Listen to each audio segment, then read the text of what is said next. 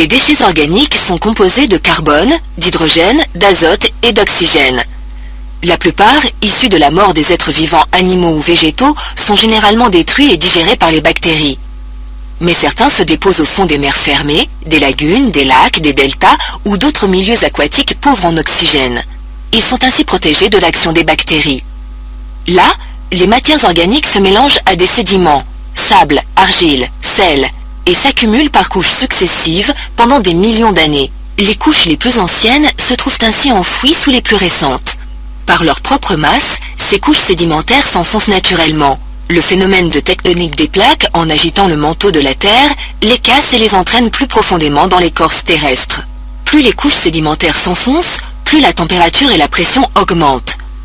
Des réactions chimiques éliminent alors les atomes d'azote et les restes d'oxygène.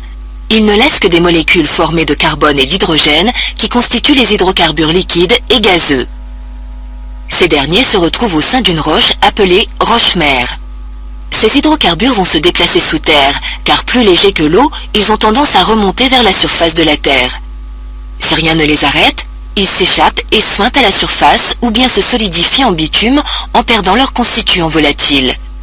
Mais si au cours de leur migration, les hydrocarbures rencontrent une couche imperméable qu'on nomme la couverture, ils sont piégés en dessous dans les interstices microscopiques et les fissures d'une roche, dite roche-réservoir. Dans cette roche-réservoir, la partie gazeuse des hydrocarbures remonte lentement au-dessus du pétrole, en repoussant vers le bas la nappe d'eau.